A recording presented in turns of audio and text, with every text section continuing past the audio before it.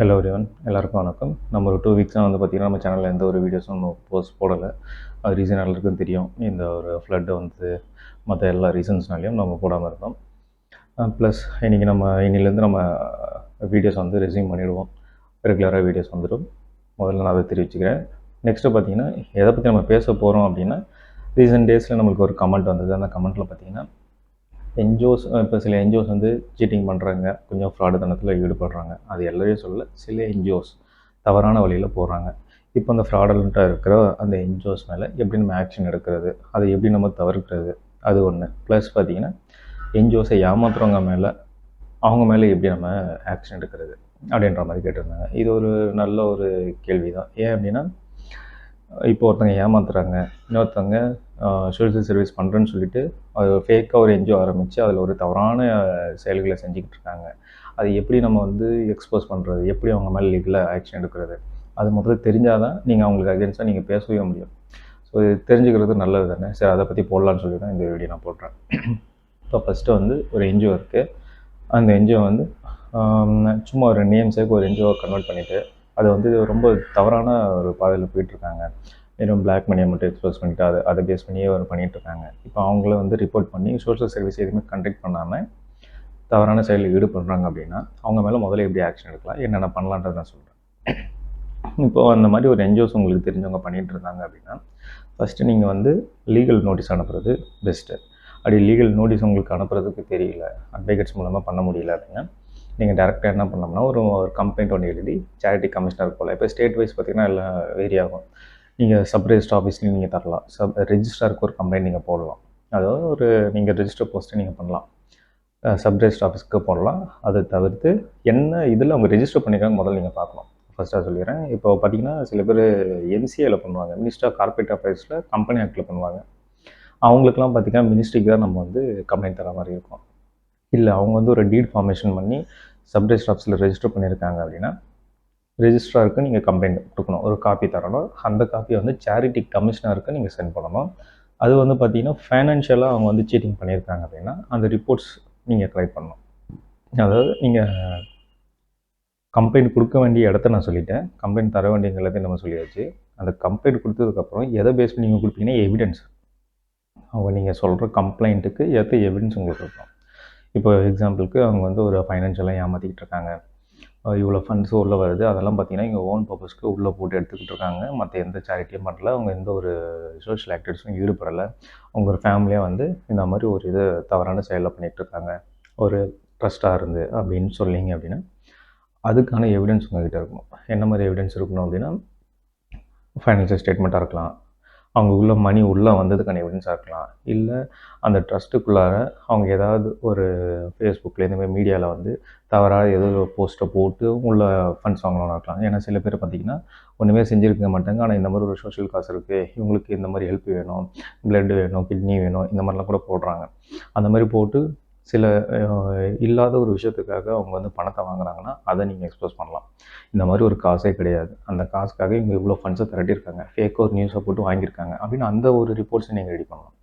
Ready பண்ணி இந்த reports எல்லாம் ரெடி பண்ணி நான் சொன்ன மாதிரி இந்த மாதிரி சப் ரெஜிஸ்ட்ரார் இருக்கோ இல்லை சேரிட்டி கமிஷனருக்கு அந்த ஃபைனான்ஷியலாக அந்த மாதிரி ப்ராப்ளமாக இருக்குன்னா நீங்கள் இன்கம் டேக்ஸுக்கு கூட அந்த காப்பியை வந்து ஃபார்வர்ட் பண்ணணும்.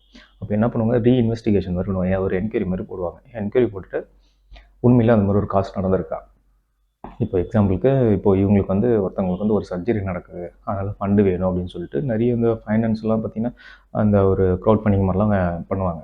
க்ரௌட் ஃபண்டிங்லாம் பண்ணுறாங்கன்ற பட்சத்தில் உண்மையிலே அந்த காசு இருக்கான்றது நம்மளுக்கு தெரியணும். அப்படி காசே இல்லாத இடத்துல சும்மாலாம் போடுறாங்க, ஒரு ஃப்ராட் பண்ணுறதுக்காகவே பண்ணுறாங்க அப்படின்னா அந்த எவிடன்ஸை திரட்டி நீங்கள் கம்ப்ளைண்ட் கொடுக்குற பட்சத்தில் அதை இன்வெஸ்டிகேஷன் பண்ணுவாங்க. என்னென்ன நிஜமாலே அந்த மாதிரி நடந்திருக்கா, அந்த ஹாஸ்பிட்டல்ஸ்க்கு போய் பார்ப்பாங்க, ஆளுங்களை அனுப்பிச்சு பார்ப்பாங்க. ஸோ இதெல்லாம் வெரி கிராஸ் செக் பண்ணிவிட்டு இன்கேஸ் அவங்க வந்து நீங்கள் சொல்கிறது நீங்கள் கொடுத்த கம்ப்ளைண்ட் உண்மை, அங்கே நிஜமாலேயே அந்த மாதிரி ஒரு சர்ஜரி நடக்கல, ஒன்றுமே நடக்கலை, இந்த ஃபண்ட்ஸ்லாம் வந்து ஓன் பர்பஸ்க்காக அவங்க ஏமாற்றி வாங்கியிருக்காங்க அப்படின்னா அவங்க மேலே கண்டிப்பாக வந்து ஆக்ஷன் எடுப்பாங்க. அந்த ட்ரஸ்ட்டை பிளாக் பண்ணுவாங்க, பிளாக் லிஸ்ட்டில் போட்டுட்டு அவங்க மேலே எஃப்ஐஆரும் போட்டுருவாங்க. இப்போ இது வந்து பார்த்திங்கன்னா ஆன்லைனில் மோசடி நடக்கிறதுனால ஐடி ஆக்டில் போட்டுருவாங்க. ஐடி ஆக்டில் போட்டு 420 கேஸ்லாம் கூட போடுறதுக்கு வாய்ப்பு இருக்குது இதில். ஸோ இது ஒரு காசு. இது வந்து ட்ரஸ்ட்டு மேலே நீங்கள் போடுறதுக்கான எல்லா ஒரு லீகல் வேஸ் இது தான். அது என்னென்ன செய்யணும்னா, முதல்ல நீங்கள் வந்து எதில் ரெஜிஸ்டர் பண்ணியிருக்காங்கன்னு பார்க்கணும், எவிடன்ஸை திரட்டணும். எவிடன்ஸை திரட்டிட்டு அதை பேஸ் பண்ணி நீங்கள் அவங்க மேலே லீகல் ஆக்ஷன் எடுக்கலாம், கம்ப்ளைண்ட் கொடுத்துட்டு அதை இன்வெஸ்டிகேஷன் என்கொயரிக்கு நீங்கள் வந்து அவங்கள ஃபோர்ஸ் பண்ணலாம். அது என்கொயரி போனாலே ஆல்மோஸ்ட் பார்த்தீங்கன்னா அவங்க மேலே வந்து ஆக்ஷன் எடுத்துருவாங்க. என்கொயரி போனாலும் அந்த நீங்கள் சொல்கிறது உண்மையாக இருக்கிற பட்சத்தில் ஆக்ஷன் எடுத்து ட்ரஸ்ட்டை பிளாக் பண்ணுவாங்க. பிளாக் பண்ணிவிட்டு அந்த பணத்தை வந்து பார்த்திங்கன்னா கவர்மெண்ட் டேக் ஓவர் பண்ணி கொடுக்க வேண்டியவங்க கொடுக்கலாம். அது என்ன செய்கிறாங்கன்றது கவர்மெண்ட்டோட பொறுத்து. இது ஒரு பக்கம் இருக்கட்டும். இது வந்து ட்ரஸ்ட்டுக்கு மேலே நீங்கள் ஒரு கம்ப்ளைண்ட்டாக வச்சுக்கங்க. இப்போது உங்களை ட்ரஸ்ட்டாக இருக்கிற பட்சத்தில் உங்ககிட்ட வந்து நிறைய பேர் வந்து ஃபண்ட்ஸு தரேன், நான் வந்து சிஎஸ்ஆர் ஃபண்டு நான் பண்ணுறேன், இந்த ப்ராஜெக்ட்ஸ் வந்து கவர்மெண்ட் கிட்ட நான் வாங்கி தரேன், ஸோ இந்த மாதிரிலாம் சொல்கிறாங்க இல்லைங்களா? ஸோ இதை எப்படி நம்ம ஃபேஸ் பண்ணுறது, இது உங்கள் மேலே எப்படி நம்ம கம்ப்ளைண்ட் பண்ணுறது, இதுதான் முக்கியமாக நீங்கள் தெரிஞ்சுக்கணும். ஏன்னா ட்ரஸ்ட்டு ஏமாத்துறன்றது இப்போ ஒரு கேள்வி கேட்டதுனால நான் இவ்வளோ டீட்டெயில் சொல்லியிருக்கேன். அந்த மாதிரி ஏமாத்துறாங்களா நமக்கு தெரியாது. அது வந்து பார்க்குறவங்களுக்கு தான் தெரியும். உங்களுக்கு தெரிஞ்சவங்க அந்த மாதிரி பண்ணியிருந்தா நீங்கள் அந்த மாதிரி எப்படி கம்ப்ளைண்ட் கொடுக்கலான்றது தெரிஞ்சுக்கிறதுக்காக ஒரு ஒப்பீனியன் நான் சொல்லியிருக்கேன். இதை தான் லீகல் வே அப்படின்றத நான் சொல்லியிருக்கேன். இப்போது ஆல்மோஸ்ட் நடந்துக்கிட்டு இருக்க ஒரு க்ரைமை பற்றி நான் சொல்லிகிட்டு இருக்கேன். நடந்துகிட்டு இருக்க க்ரைம் என்னென்னா, ஃபண்டு வாங்கி தரேன்னு சொல்லிட்டு காசு வாங்குறாங்க இல்லைங்களா? அதாவது ஒரு சிஎஸ்ஆராக இருக்கட்டும், ஒரு க்ரௌட் ஃபண்டிங்காக இருக்கட்டும், ஒரு கவர்மெண்ட் ப்ராஜெக்டை வாங்கி தரேன்னு சொல்கிறதா இருக்கட்டும். இப்போ என்னென்னா நிறைய சோஷியல் மீடியாஸில் என்கிட்ட ப்ராஜெக்ட் இருக்குது, கவர்மெண்ட் ப்ராஜெக்ட் இருக்குது, நான் தான் இதுக்கு வந்து லீகல் ஹெடாக இருக்கேன், நான் தான் வந்து இது அத்தாரிட்டியாக இருக்கேன், எனக்கு இத்தனை என்ஜிஓஸ் வேணும், 40 என்ஜிஓஸ் வேணும், 50 என்ஜிஓஸ் வேணும், இதை செய்யணும், இத்தனை மெம்பர்ஸ் வேணும், டெய்லியும் நான் 35 ருபீஸ் தரேன், 100 ருபீஸ் தரேன்னு சொல்லிட்டு நிறைய போட்டுட்ருக்காங்க. ஸோ இந்த மாதிரி ஒரு அமௌண்ட்டு கொடுக்குறேன்னு சொல்லிட்டு ஒரு ஸ்கேம் நடத்துகிறாங்க. உண்மையிலேயே ஒர்க்கை கொடுத்தா பரவாயில்ல, ஒர்க்கு தராமல் அவங்கக்கிட்ட ஒரு ஸ்லாட்டாக ஒரு அமௌண்ட் வாங்குவாங்க. இந்த ப்ராஜெக்ட்டை நீங்கள் வாங்குறது நீங்கள் இவ்வளோ பே பண்ணணும்னு சொல்லுவாங்க. பே பண்ணதுக்கப்புறம் அவங்க ஆல் அட்ரஸ் இருக்க மாட்டாங்க. இது வந்து ஒரு ஃபேஸ்புக்கில் நடக்குது. எக்ஸாம்பிளுக்கு சொல்கிறேன். ஃபேஸ்புக்கில் இந்த மாதிரி பண்ணுறவங்க சோஷியல் மீடியாவில் பண்ணுறாங்கன்னு வச்சுங்க. இது ஒரு பார்ட்டில் போகுது. நெக்ஸ்ட் இன்னொருத்தங்க என்ன செய்கிறாங்க, நான் வந்து இந்த மாதிரி ஒரு சோஷியல் எக்ஸ்பெரிமெண்ட் ஒன்று எடுத்துருக்கோம், ப்ராஜெக்ட் எடுத்துருக்கோம், இதை நீங்கள் செஞ்சு கொடுத்தீங்கன்னா உங்களுக்கு இவ்வளோ பைசா தரேன் அப்படின்னு சொல்லிட்டு சோஷியல் ஆக்டிவிட்டீஸ் அல்லாத வேற ஒரு ஒர்க்கை கொடுப்பாங்க. இப்படி நடந்துக்கிட்டு இருக்குது. பார்க்குறவங்களுக்கு நிறைய பேருக்கு தெரியுமா தெரியாதான்னு தெரியல. என்ஜிஓஸை வந்து மிஸ்யூஸ் பண்ணுறதும் இருக்காங்க. இது வந்து சோஷியல் ஆக்டிவிட்டீஸ் தான் அப்படின்ட்டு உங்களை நம்ப வச்சு அந்த ஒர்க்கை உங்கள் தலையில் கட்டிடுவாங்க. நீங்கள் அது என்னென்னு தெரியாமல் நீங்கள் செஞ்சுக்கிட்டு இருக்கீங்க. ஸோ அதுக்கு எக்ஸாம்பிள் சொன்னால் நிறைய இருக்குது, அதை நான் சொல்ல விரும்பல. அது ஏகப்பட்ட ப்ராஜெக்ட்ஸ் இப்போ அந்த மாதிரி போயிட்டுருக்கு. அது ஒன்று.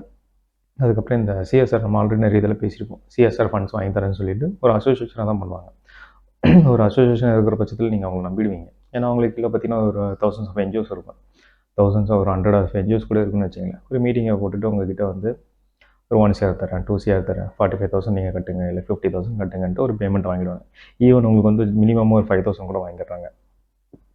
அதை வாங்கிட்டு உங்ககிட்ட ஒரு அக்ரிமெண்ட்டில் சைன் வாங்கிடுறாங்க. அந்த அக்ரிமெண்ட்டில் பார்த்தீங்கன்னா உங்களுக்கு ஃபண்ட்ஸ் வாங்கி தரேன் அப்படின்னு சொல்கிறதுக்கான எந்த ஒரு அறிகுறியும் இருக்காது. கைட் பண்ணுறது மட்டும் தான் இருக்கும். நீங்கள் படிக்க மாட்டீங்க. சரி, சப்போஸ் அந்த மாதிரி இருந்தால் கூட உங்ககிட்ட பணத்தை வாங்கினதுக்கப்புறம் நீங்கள் அவங்களை பிடிக்க முடியாது, எஸ்கேப் ஆகிடுவாங்க. ஸோ அவங்க மேலே எப்படி நீங்கள் ஆக்ஷன் எடுக்கலாம், நீங்கள் ஏமாந்த பணத்தை எப்படி திரும்ப பெறலான்றதை இப்போ நான் சொல்கிறேன்.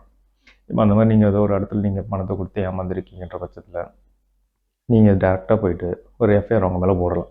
லோக்கல் போலீஸ் ஸ்டேஷனில் போய்ட்டு இந்த மாதிரி என்கிட்ட காசு வாங்கி ஏமாற்றிட்டாங்க அப்படின்னு சொல்லிட்டு அவங்க மேலே ஒரு கம்ப்ளைண்ட் தரலாம். கம்ப்ளைண்ட் கொடுத்துட்டு அவங்க ஆக்ஷன் எடுக்கலாம். நீங்கள் கமிஷனர் ஆஃபீஸில் கூட நீங்கள் போய் டேரெக்டாக நீங்கள் போய் கொடுக்கலாம்.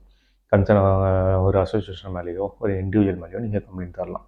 கம்ப்ளைண்ட் கொடுத்துட்டு அதுக்கப்புறம் நீங்கள் எப்படி ப்ரொசீட் பண்ணணும் அப்படின்னா, இப்போ நீங்கள் அந்த ஸ்டேட்மெண்ட்ஸ் வச்சுருப்பீங்க, அக்ரிமெண்ட்டில் வச்சுருப்பீங்களே, அதை பேஸ் பண்ணி தான் நீங்கள் கம்ப்ளைண்ட் தர முடியும். இந்த மாதிரி எனக்கு தரேன்னு சொல்லிட்டு வாக்குறுதி கொடுத்தாங்க, எனக்கு அதுக்கு மேலே வந்து ஒரு சிங்கிள் பைசா எனக்கு தரல, அதுக்கு ஒரு வருஷம் இவங்க என்ன சொல்லுவாங்கன்னா ஒரு 6 மாதத்தில் ஃபண்டு தரணுவாங்க. 1 வருஷம் ஆனாலும் ஃபண்டு வராது. அப்படி இருக்கும்போது நீங்கள் என்ன பண்ணலாம், தாராளமாக நீங்கள் போய் சொல்லலாம், இவங்க சொன்ன டைம் டியூரேஷன் தாண்டி போயிடுச்சு, எனக்கு என் கொடுத்த பணம் எனக்கு திரும்பி வரணும், வித் வட்டியோடு எனக்கு வரணும், இன்ட்ரெஸ்ட்டோடு நீங்கள் சேர்த்து கேட்கலாம். அது கவர்மெண்ட் கொடுக்குற எலிஜிபிலிட்டி ப்ரோக்ராம் நீங்கள் வாங்கலாம், அவங்கக்கிட்டேருந்து அந்த ஃபண்ட்ஸ் வாங்கலாம்.